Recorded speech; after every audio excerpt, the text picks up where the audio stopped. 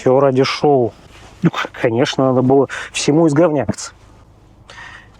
Если честно, я просто хотел как-нибудь интересно начать видос. Ну, давайте обсудим сразу объем багажника. 300 литров, если кому интересно. Нет смысла держать интригу, вы, разумеется, прочитали название видео. Перед нами Audi TT. Об этой машине мечтали многие подростки в нулевых и десятых. Она мелькала в клипах и на большом экране. Но, как скажут многие выросшие взрослые, немножко непрактичная, и это, в принципе, действительно так. И нет, это ни в коем случае не обзор, это некий дилетантский взгляд со стороны.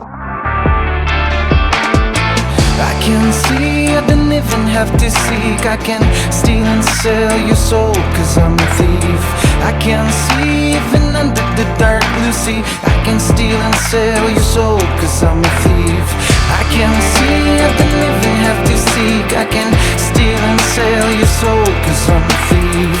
I can see, even under the dark blue sea. I can steal and sell your soul, cause I'm a thief. Чтобы вам было проще разбираться во всем этом пестром многообразии Audi TT, давайте сразу покажем все три основных поколения. Первое, второе и третье, соответственно. Audi TT первого поколения, она же 8N, выпускалась с 1998 по 2003 год, рестайлинг до 2006 года. Коробка, механика или автомат, привод полный или передний. Дизайну этого авто больше четверти века, но язык не поворачивается назвать его ретро, как, скажем, и BMW E39. В основе TT всегда лежит актуальная платформа концерна Volkswagen. В данном случае PQ34, то есть четвертый гольф. Двигатели бензиновые, турбированные на 180 или 225 лошадей. Audi TT второго поколения 8J выпускалась с 2006 по 2010 год. Рестайлинг дожил аж до 2014. Все это на платформе PQ35, то есть шестого гольфа. Силовой каркас стал почти полностью из алюминия, а навесные элементы по-прежнему из стали. По коробкам. Механику на спортивное авто ставят намного реже, чем на первом поколении. Не частый классический автомат, а в основном робот DSG. По моторам происходит полнейшая феерия. Найдем кучу турбированных вариантов. Это и CDA 1,8 литра 160 лошадей, и 2-литровый 200-сильный БВА, и 2 литра турбо 211 лошадей ЦЭСа, и внезапно атмосферный V6 3,2 литра. Как они его только туда запихнули? И это только то, что продавалось в России. Дизель таки практичные немцы тоже запихнули в Audi TT. Именно в этом поколении появляются робкие попытки поставить полуадаптивную подвеску Magnetic Ride с амортизаторами на магнитной жидкости и ценой в крыло от самолета. Audi TT третьего поколения, или 8S, выпускалась с 2014 по 2019. Рестайлинг собирали до 2023. В основе лежит платформа MQB, на которой собран не один десяток различных авто. Здесь уже и навесные кузовные элементы становятся алюминиевыми. В Россию поставлялись машины только на роботе, а вот привод преимущественно был полным, который реализован через муфту. Передний привод шел на японский рынок. Формально в Германии была небольшая серия самой простой комплектации с передним приводом, механикой, так еще и на дизеле, и даже без климат-контроля. Но, как говорится, внешний вид имеет. Про 8S поговорим чуть подробнее и попозже. Итого, 25 лет в производстве, 600 тысяч плюс выпущенных машин. Причем все они были собраны лишь на одном заводе в Венгрии. Во втором и в третьем поколении также появляется TT-S. S, очевидно, означает слово «спорт». И это всего лишь шили где-то у вас там сзади. На самом деле нет, это неправда, потому что это форсированный движок, свои элементы подвески, интерьера и экстерьера. Также где-то еще возникает TT-RS, но это прям совсем какая-то замудренная история с гоночными темами.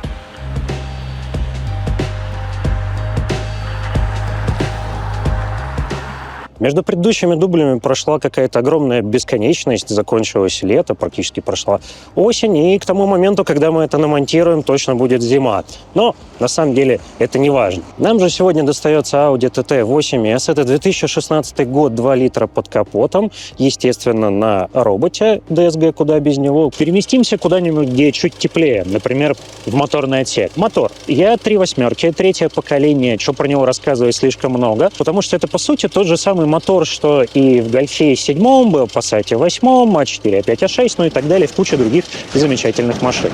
Поперечно расположены 4 чугуневых котла, 2 литра, небольшая турбинка и 230 паспортных лошадиных сил. Плюс заверение производителя, что вам хватит цепи ГРМ на весь срок эксплуатации автомобиля, что, очевидно, зависит от, собственно, режимов той самой эксплуатации автомобиля. Сопряжено это все великолепие в нашем случае с коробкой DSG DQ 250. В случае переднего привода на 1,8 литра это была бы сухая DSG 200.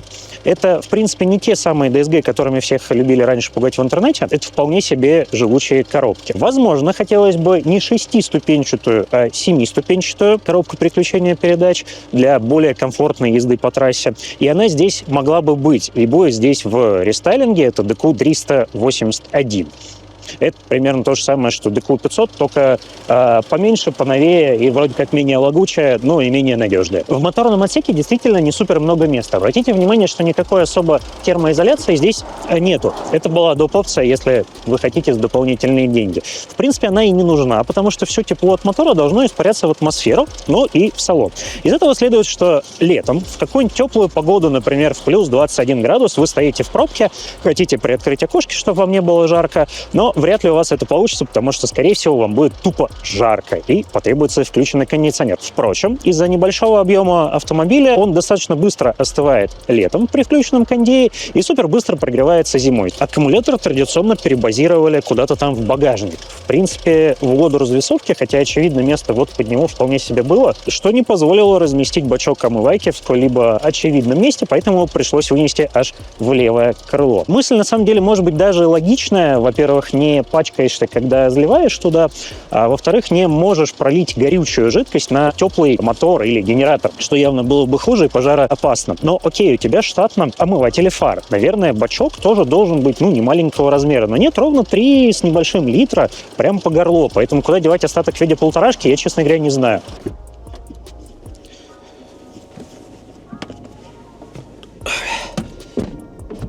Отличный дубль, баланец. Минус камера. И раз заговорили про косяки TT8S, то переместимся в салон. На большинстве машин будем наблюдать вот такую вот картинку. Технологические отверстия аж для 2 пальцев в этом куске пластика. Фишка в том, что за этой накладкой разместилась боковая подушка безопасности, которая должна была бы быть в стойке, но у нас купе. Поправить это дешево обычно не берутся, потому что вдруг стрельнет. К чести компании устраняли бесплатно по гарантии, и полностью убрали в рестайлинге. Еще традиционный минус — это камера заднего вида и плафон подсветки заднего номера. Блок часто заливает примойки из-за недостаточной герметичности. И секундочка, барство — это целый бесключевой доступ, который нам достается, да или нет? Да, нет, нет. Так, ладно, пока мы это все писали, у нас, видимо, разрядился аккум. Давайте попробуем по старинке. Конечно, на морозе самое лучшее место. Как-то оно должно работать по-другому. Минутка барства. Нам достается бесключевой доступ. И дверь, которая открывается почти на 190 градусов, хотел сказать я, естественно, на 90. И первое, что ты обычно будешь слышать, когда сюда садится кто-то из твоих пассажиров, это нет не ранее метки радиоключа, а это сдавленный «Ох, блин, какая же она низкая!» Причем не ори. Причем абсолютно, строго говоря, неважно, садится ваша девушка и там подруга или, может быть, ваши родители, все равно вы услышите вот это вот сдавленное «Господи, как же низко!» Одна из первых вещей, на которые обращаешь внимание, когда сюда залезаешь, это где планшет? А планшета нет и не будет. Сейчас обо всем расскажу. Не переключайтесь.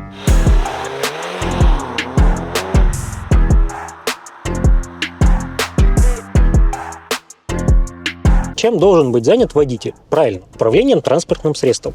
И никакой планшет с киберпунком не должен его отвлекать от этой задачи. Подумали инженеры Audi. И решили запихнуть всю необходимую информацию для водителя на электронный кокпит. Или планшет. Естественно, он не тач, потому что вот так это делать неудобно. Тач здесь только вот эта вот штука, шайба. Правда, я, если честно, не очень понял, в какой опции она тач, кроме как в распределении звука вперед-зад, лево-право.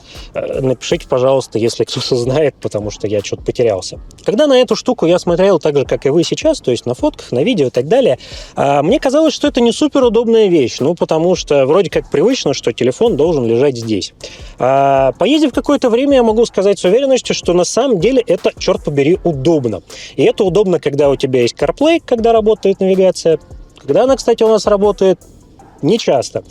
Потому что у тебя вся информация здесь. Тебе не нужно поворачивать лицо сюда, чтобы посмотреть, куда мы там едем, где какой там поворот направо. Нет. Вывел сюда, посмотрел здесь. Карта тут тоже есть, конечно, аудиошная. Куда же без этого? несмотря на то, что автомобиль у нас снаружи очень компактный, то никто, сидя спереди, не скажет, что он маленький внутри. Серьезно. Даже дядьки размером, нормальным размером, то есть в 1,5 раза шире меня в плечах и под 190 сантиметров ростом, спокойно здесь размещаются, у них не трется башка, потолок и не трутся колени. То есть с эргономикой здесь все реально очень продумано, продуман каждый квадратный сантиметр или кубический миллиметр. И несмотря на все эти закосы на спорткар, ну или фактическое отношение к какому-то такому быстрому, юркому автомобилю, здесь куча ниш для хранения. Серьезно. Почти так же, как на каком-нибудь обычном Volkswagen. Это и стандартные ниши у передних пассажиров, и ниши на центральной консоли. Туда очень сильно просилась бы беспроводная зарядка для телефона, и, кстати, такая опция существует. Это и подстаканник, в который, кстати, я кладу маленький телефон, и бардачок, в котором сныкался прикуриватель. Там же второй подстаканник и зачем-то монетница. Мало ли кому-то нужна. Кстати, зачем-то даже сделали такие же небольшие ниши у задних пассажиров. Они очень глубокие, и в них удобно запихивать штатную аптечку, электрический насос для докачки колес, что-то такое, какую-то мелкую ерунду. Думаете, в 2016-м немецкие бюргеры отказались от коллекции музыки на диск? Не, просто сныкали бы проигрыватель в бардачке вместе с гнездами под симку USB. Кстати, я очень себе хотел машину с подрулевыми лепестками, но они здесь штатные, понятно. Если ты решил кого-то обогнать на этой машине, ты просто берешь, нажимаешь на педаль газа и обгоняешь. Не нужны эти лепестки. Может быть, иногда ими и можно пользоваться. Давайте поговорим про самое главное – ощущение за рулем этой штуки, потому что, наверное, это самое главное для подобных машин. Сейчас мы куда-нибудь выйдем, всех пропустим и продолжим.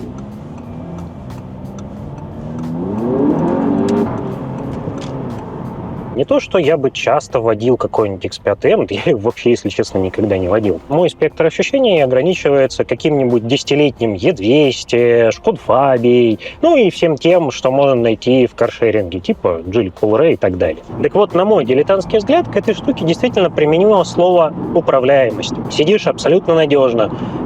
Взгляда, обзора, в смысле вперед, вбок, назад, просто завались и предостаточно. Кто-то скажет, что сидишь как в картинге и типа супер низко. Вот лично у меня таких ощущений вообще ни разу не возникало. Возможно, я привык к низким машинам, зато у меня есть полное ощущение контроля и управляемости. То есть я поворачиваю руль, я перестраиваюсь. Все, поехали.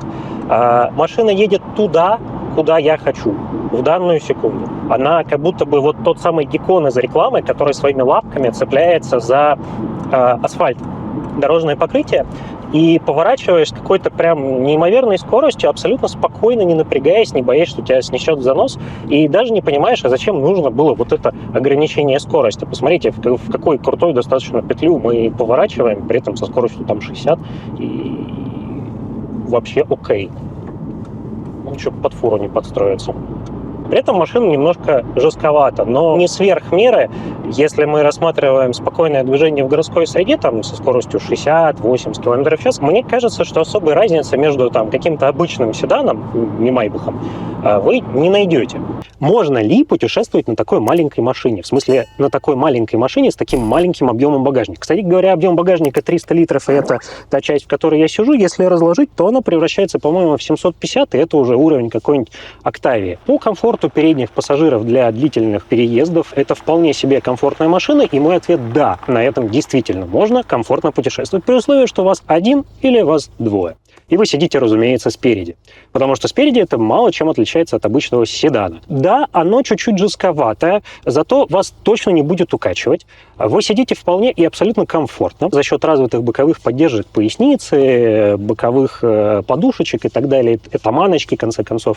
У вас точно не будет болеть спина. Но если у вас будет в ней болеть спина, скорее всего, у вас болит спина от того, что вы просто идете. Плюсом, какой-никакой все-таки это полный привод. Да, муфта, да, на ней нельзя месить говно или грязь. Но вы все равно сможете доехать по грунтовочке спокойно через поле, поближе, например, к речке, чтобы поставить свою палатку и порыбачить. И я даже сам ездил на рыбалку на этой штуке. Вот вам немного фоток. Да, можно вот так вот завалить машину целиком, если запихивать каждую вещь вот так вот. Парочку мешков картошки, или, например, земли для вашего сада и огорода сюда вполне себе войдет.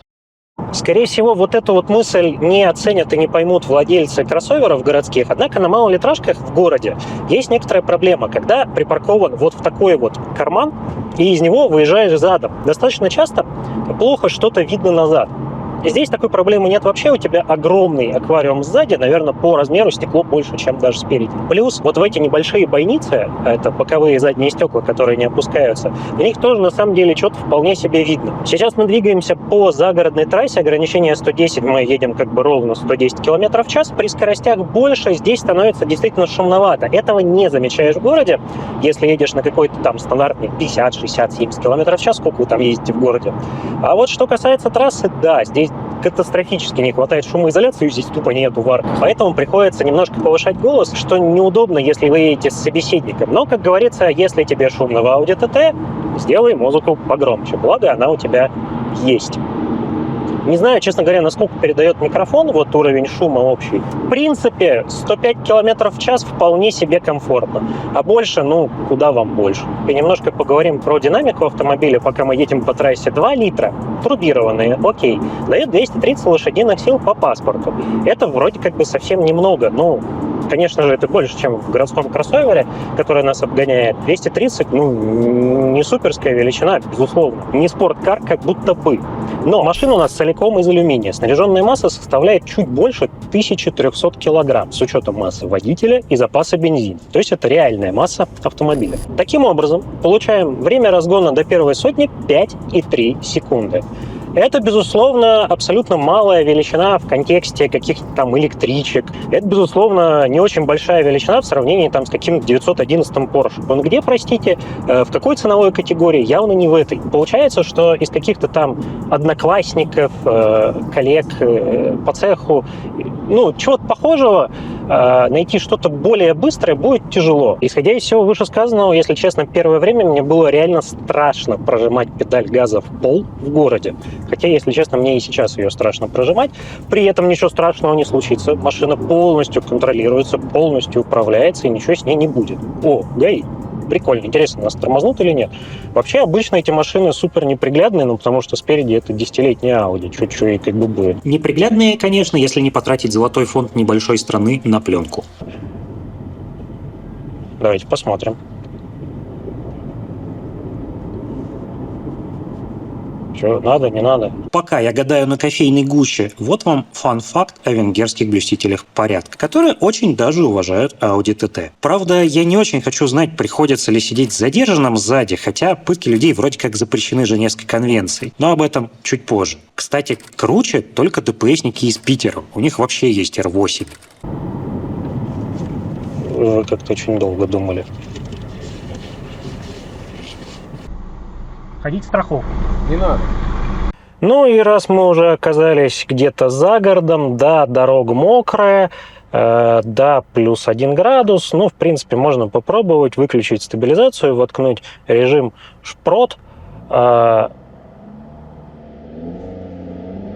и...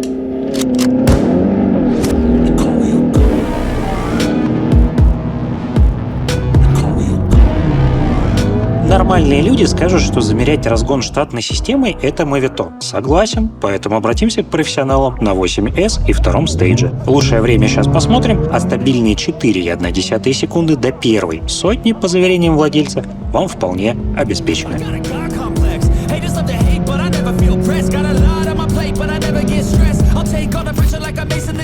Да, время отклика от момента нажатия педали на газ до, собственно, раскручивания мотора какое-то существует, ему действительно нужно какое-то небольшое время, чтобы раскрутиться. Однако это время, оно существенно меньше, чем на каком 10-летнем E-классе или обычном там седане 1.6 с турбиной. Нажал и поехал. Икона стиля Camry 8 поколения на 3,5-литровом моторе, правда, на переднем приводе, едет что-то вроде 7,7 секунд. Ну, окей, скажете, передний привод — некорректное сравнение. Хорошо. Cayenne второго поколения, 300 сил, тоже примерно 3,6 двигло, будет ехать те же самые примерно 7,8 секунд до первой сотни. Классно? Классно. Короче говоря, этот демон, вот этот, быстрее всего того, что вы можете, скорее всего, встретить в потоке. ну, по крайней мере, 90% того, что вы можете увидеть, не считая вот эти вот AMG, заряженные Каены, Гольфы на стейдже, на чипе и так далее. Ну и, конечно же, электрокар. Кстати, о спойлере. Вам может показаться на первый взгляд, что это страшный колхоз, чтобы прикрыть какие-нибудь царапины. В смысле, тюнинг, простите. В 98 году стало очень быстро понятно, что они действительно нужны, потому что на автобане и на высокой скорости прижимной силы на задней оси оказалось недостаточно, и машины действительно улетали в кювет. Из забавного, именно российскими специалистами было это установлено при помощи продувки машины в аэродинамической трубе. Так что это абсолютно штатный и законный аксессуар. Кстати, на современных поколениях спойлер можно вытащить путем нажатия кнопки из салона, или он вылезет сам при достижении определенной скорости. Мы нашли самый красивый спойлер. Это же лавка просто бомбическая. Здесь можно обедать. Да, мы шутили про это. Думаю, у тебя должна быть доска, там ножи, короче, салат. У меня обычно с собой Ну, плиточка, там, сковородочка, вот эта вся история. А что у других владельцев в багажнике? Расширёт? Ой, что я тут только не видел. Резонный вопрос, как управлять блоком климата, если у тебя нет, собственно, планшета? И никаких кнопок климата тут тоже на самом деле нету. Ответ очень простой. В дефлекторах слева у водителя подогрев, по центру это, собственно, кондей, однозонный климат и обдув. Ну, а также забор воздуха, если нажать на кнопку. Некоторая проблемка, если ты хочешь позаботиться о своем пассажире зимой и включить ему теплую попку, чтобы ему было тепло и комфортно сидеть, то хрена лысого, короче, она сама себя согреет. Вот, давай так. Зато очень прикольные дефлекторы.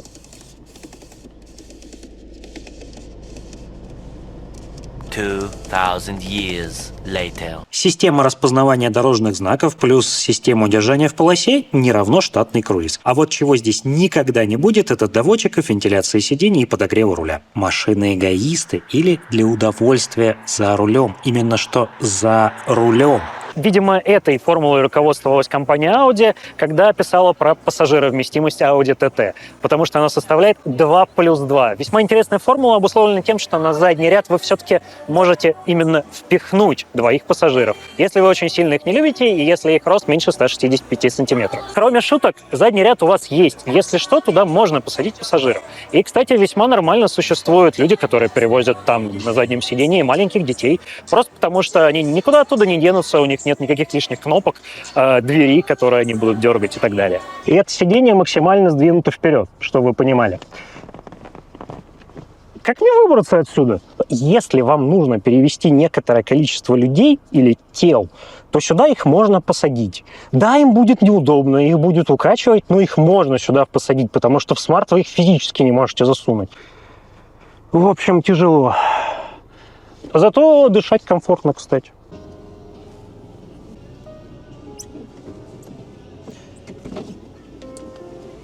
Брать или не брать себе такой автомобиль. Впрочем, решать, очевидно, только вам. Но если такой вопрос возникает относительно Audi TT первого поколения, то, наверное, все-таки не брать. Почему? Да просто потому, что машине плюс-минус 20 лет, и время вы будете проводить либо за поиском деталья по каталогам, либо в гараже в попытках устранить колхозинг от всех предыдущих владельцев. Впрочем, техническим состоянием и уровнем того самого колхозинга от предыдущих владельцев и будет обуславливаться цена.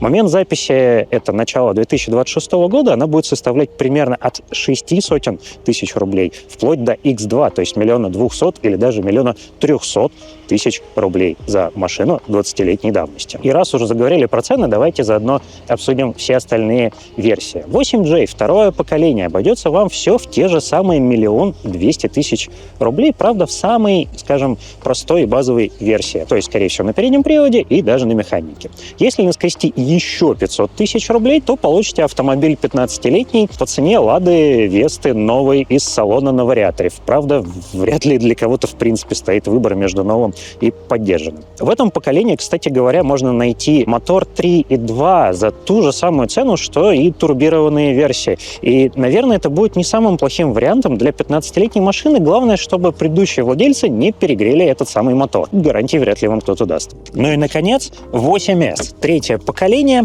или спорткар для бедных. Ну, потому что не накопил на РС. City Pilates обойдется минимум в 2,5 миллиона рублей, это при условии, что он будет из Японии и на переднем приводе, либо с очень большим пробегом. Если хотите что-то с пробегами в районе 100 тысяч километров, то это примерно к 3 миллионам рублей. Ну, естественно, цены от. Кстати говоря, в этом поколении стоит рассмотреть и ТТС, которая формально вообще-то другая машина, но будет стоить плюс-минус столько же. Правда, будьте готовы переплачивать большой налог, ну и разбираться, что такое подвеска Magnetic Ride. Ну и, наконец, рестайлинговая 8S, который будет примерно 5-6 лет, встанет примерно в 5 миллионов рублей. Пробег там будет что-то типа 30 или 40 тысяч километров, то есть совсем небольшая, даже, как говорят, обкатку не прошла. Нормальные пацаны. Что ж, пора заканчивать. Спасибо огромное за просмотр. До встречи с вами в комментариях внизу под видео или в следующих видосах, тут как вам удобно. И спасибо огромное всем тем, чьи фотографии и машины сегодня мелькали в кадре. Вы замечательные. Спасибо и пока.